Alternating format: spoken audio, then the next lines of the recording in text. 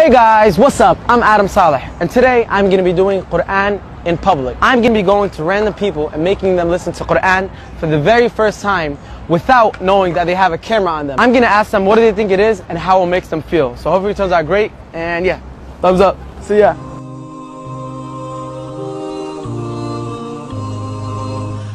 Excuse me, sir. Can you do me a favor? Can you listen to this for about 30 seconds and then just tell me what do you think it is and how does it make you feel? Both of them? Yeah. Alhamdulillahi Rabbil Alameen Ar-Rahmanir Rahim Maliki Yawmiddin Iyyaka na'budu wa Iyyaka nasta'in. Can you tell me what do you think it is? What do you think is it? I'm not so sure what it is. You don't know? How did it make you feel? Because I seen your eyes were closed. Well, actually, I feel like it took me to another world. It took you to another world? Yeah, I feel like temporarily the world disappeared. Like I'm so focused on myself. Yeah. Yeah, I feel like relieved. Can you do me a favor? Can you listen to I know it's weird, but can you listen to something for 20 seconds and just tell me who do you think it is and what do you think it is and how does it make you feel?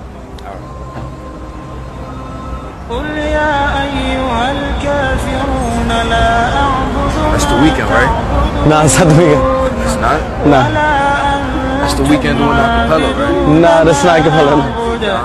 Something way different than the weekend or anything. When you listen to it, how did it make you feel? It made me feel good. It sounds like the weekend. Only have two, so you gotta.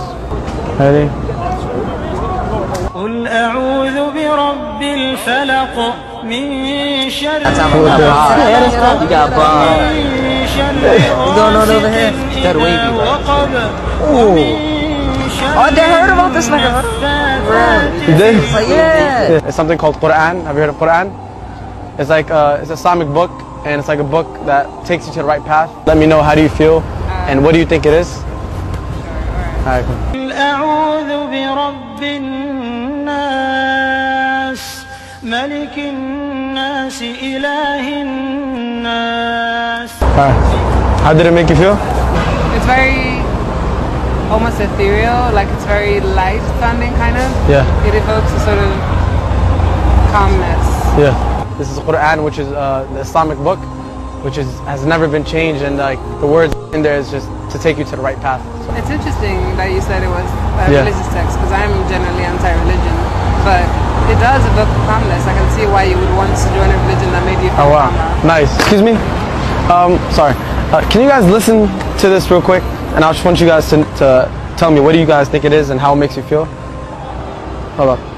Alhamdulillahi Rabbil Alameen Ar-Rahmanir Rahim Maliki Yawmiddin. What do you think? What do you think about it? This is Quran.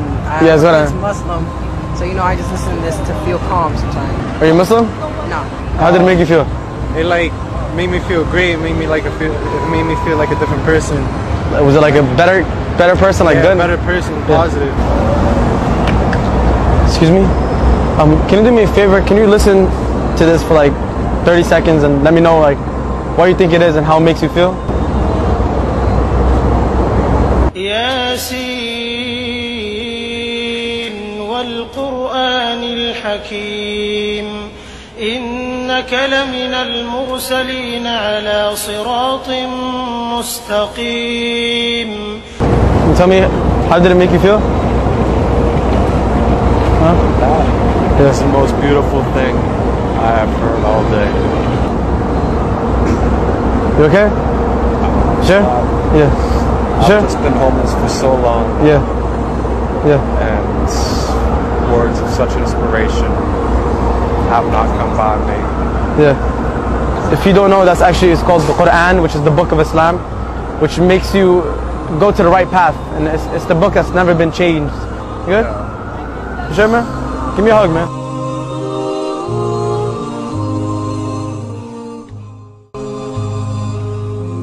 خذ العفو وأمر بالعرف وأعرض عن الجاهلين.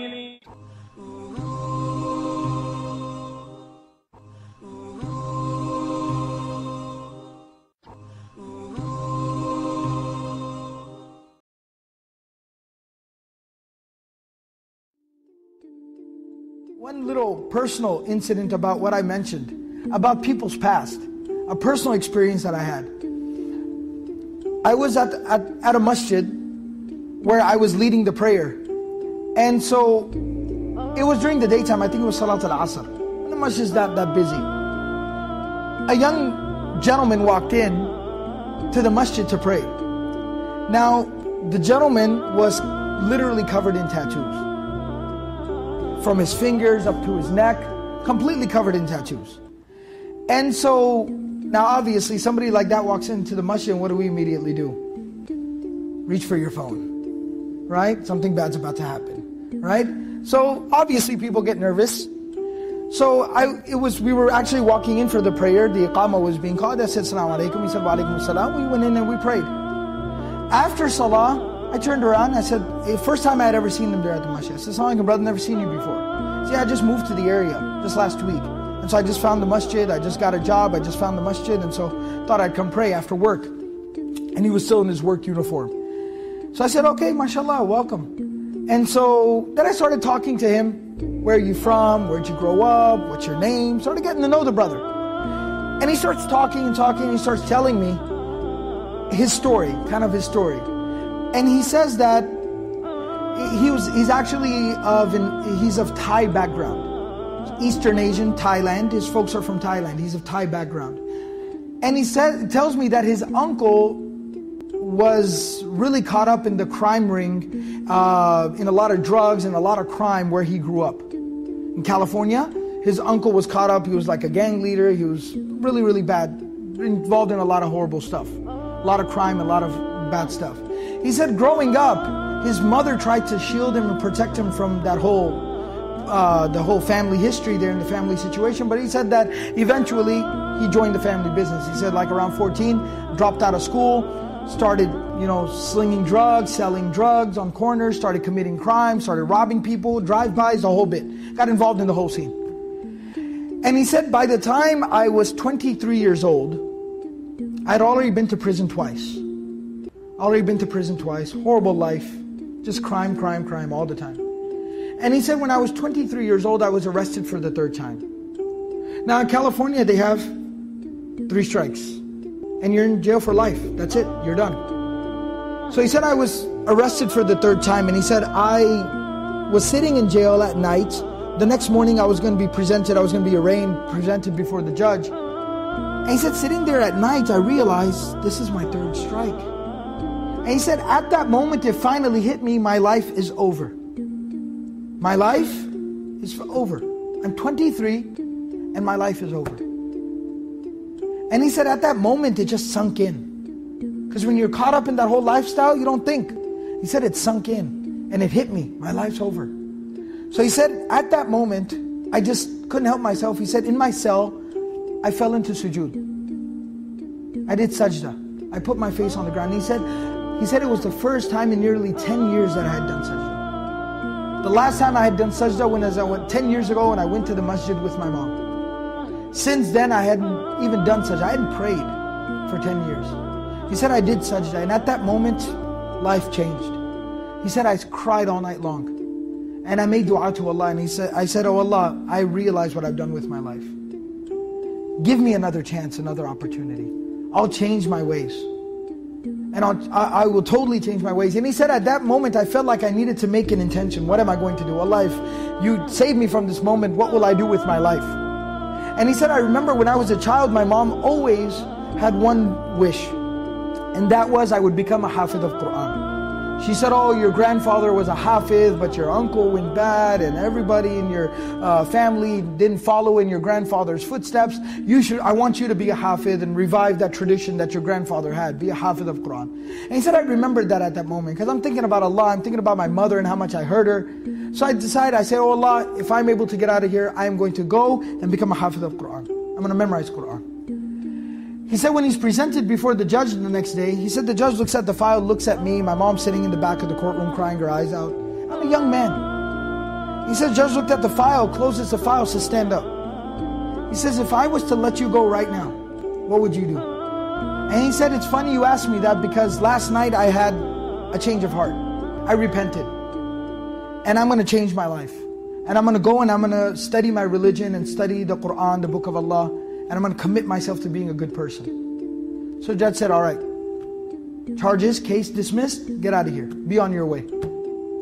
He said, I walked out of the courtroom, my mom is crying, can't believe that this happened.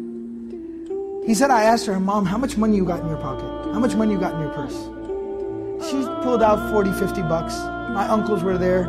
Give me whatever cash you got. He said, I got about a couple of $100. I said, somebody drive me to the bus stop right now. Drive me to the bus stop right now.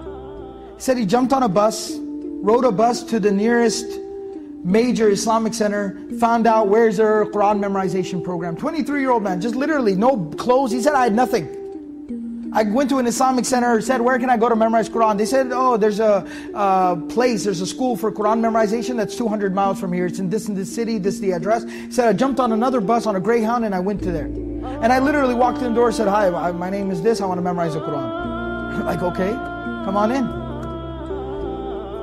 The man tells me, he was 23 years old at the time. He memorized the entire Quran. This young man didn't even know how to read Alif, Ba, Ta, Tha. He started from scratch. He memorized the entire Quran cover to cover in 8 months. 8 months he memorized the entire Quran. I've had him lead prayer. I've heard him read. Beautiful recitation. Knows his Quran. And today, years later, a husband and a father. And his children, when you see his children, the adab, the character that they have, he himself personally is making his children memorize Quran. Amazing. People's past and what they can become.